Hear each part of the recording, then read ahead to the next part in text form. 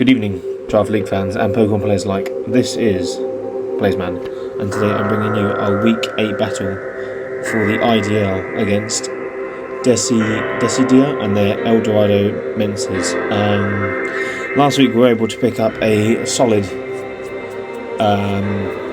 3-0 victory off of the back of pretty much every mon, mainly Skeletorge, showing how just much of a pain in the arse it can be by taking down that Clefable. Yes, so we are moving on this week into Week 8, last week of the regular season. We are hoping to finish off 5-3. First we have to get through this very intimidating rain team that Decidia has. So yes, and today we're going to quickly jump into the team which we are bringing, which starts off again with our team captain. This one has been such a pleasure to use this season. It's been great fun. So we are bringing Big Birb today, and this one does not have any switchings on the team. The only switching is Gholdengo, but if we can force that Mon's Terra, especially into a fighting type, this team is going to get cooked by a Scarfed Terra Flying Hurricane or Bleakwind Storm. We do of course have Dark Pulse and Focus Blast for the Gholdengo, just in case it does decide to tear out into that Terra Steel or just stay the normal type. We do have a way to hit both of the types respectively.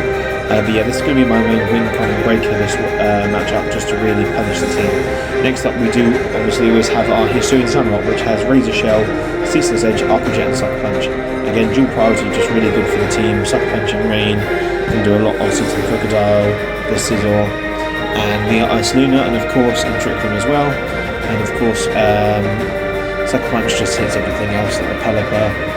It was like a Scarf Pelipper, Gholdengo, Overcome Wellspring, and of course Dual Stab just does really well. And we are rocking the Black Glass this week just to boost up our Dark type moves, and we've got a bit of speed, max HP, sorry, a bit of speed just to outspeed. I think it was, modest Gholdengo, and then we've got the rest into Spadef. Next up, we are rocking a very interesting set this week. We are bringing our Leavanny this week, which is max speed, obviously, to outspeed Crocodile by 1 point, or speed type with Crocodile. And we've also got Sticky Webs, which is amazing in this matchup because they don't have great hazard removal at all. They are limited to just Scizor in this matchup for hazard removal. And so if they don't bring Scizor, we are looking pretty good for the hazard Sticky Webs plus Spikes. We also have Electro Web, which actually does take care of the Pelipper, nearly Yoko, and obviously Electro Web for the Starfing Memories. We're also rocking Mix this week with Exazor for the Electro Zensui, Overcome Wellspring, and Thwacky in case it comes, which you don't expect. And we have got a very cool tech this week in a Leaf Storm, a jetpack for the Ursaluna, so we are not set up 8 for the Ursaluna. So yeah, I'm hoping this mon will do well. This is the first week I've bought Leavanny, so I'm hoping it will do well for us. Next up, we do have ACDC, our Sandy Shocks, which is Focus Sash this week with Thunderbolt, Earth Power, Spikes, and Volt Switch. And we are rocking enough speed to outspeed Crocodile, and then we're rocking our Sash, and so we can live any one hit, as I do not expect them to bring many hazards because Crocodile is there. Crocodile and Overclaw are their main ways to set hazards, and they are ran offensive more times than not. So yeah, we're going to have Sash to live any hit. Then we've got our Terapagos here, which is Terra Starstorm, Carmine, Rapidman, Earth Power, again just a really good one in this matchup. They don't have good switches to normal plus steel types, especially normal plus ground, especially if they're Gholdengo Terras, then we can really capitalise on that fact, and this mon is hoping to do well. We are rocking the Citrus Berry this week, Citrus Berry, just in case we see the opportunity where we can set up. I didn't really feel we needed boots because, as I said, they usually bring their hazard setters in a more offensive capacity, so we don't feel the need to have heavy duty boots. And last off, we are rocking our Reverend here, which is Parting Shot, Gunk Shot, Toxic and Temper Flare. Again, just a really good switch into Scizor, Air Balloon for the Ursaluna so we can get off some hits, and for the Crocodile. And it's a good Gunk Shot is just good into the teams such as Overcome Wellspring, which we do live 2 hits from. It's not boosted. We've also got the Enamorous as well, which we can live a hit from and kick Gunk Shot. And Toxic just for the to wear down walls like the Pelipper and Ursaluna if we're worried about that. But yeah, so this is the team. We're going to jump into this match, and hopefully we can pick up a W to secure our 5-3 record of the season. But yeah, and it's been an absolute pleasure to use this team, and I look forward to seeing you all in the battle, so let's jump right into the battle. And here we are with the battle starting off against the lead of Electrode Hisui. They do Electro bring Goldengo, Electrode Hisui, Ursaluna, Ogerpon, Wellspring, Crocodile and Overquill. So a couple mons I expected. I didn't really expect the Electrode Hisui. I was expecting a Goldengo here. Enamorous, but they do actually bring the Electrode Hisui, which works out well for me.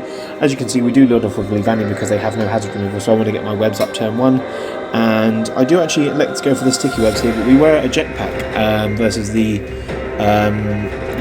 Overquill, which actually props are the jetpack with Intimidate, which I didn't actually remember. I had forgotten that works. That's how that works, obviously. So I was caught off a bit off guard there. But we do elect to bring in our Sandy Shocks because it is a free switch and they do not have any earth power as this. Now they do not have a flying type in Palapla or Enamorous. So we are just going to click a phase 3 earth power. Also, if they were going to Terra here, I wanted to scout out by clicking earth power, so in case they do Terra flying, I can condition them into doing that. But of course they do switch out here into their Crocodile, which I was very happy about because this mod is a massive threat. Scarf Crocodile is always a threat that does not need to be overlooked and should not be underestimated. As you can see here, that does an absolute fuck ton, doing about 66% there with the earth power. So obviously because we are Sash, I'm going to stay in because this thing is a massive threat and I do not want it to get off a Moxie boost and start sweeping my team. So I'm going to stay here. Obviously we live the knockoff anyway. It just brings us down just above our Sash, and we do knock out the Sandy Shocks. We do knock out the Crocodile with Sandy Shocks, which is a massive threat one.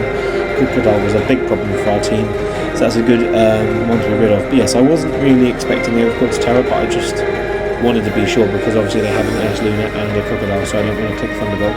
As we all know, my team does have a slight ground weakness. So as we see here, the Ursaluna coming in. Obviously I'm going to click Earth Power with my Sandy Shocks because I do not want this thing to get off the Swords Dance for free, because as soon as I click Earth Power, he will be putting range off my Samurai Hisui. So obviously we do Earth Power and that does about 55%, no sorry 55%.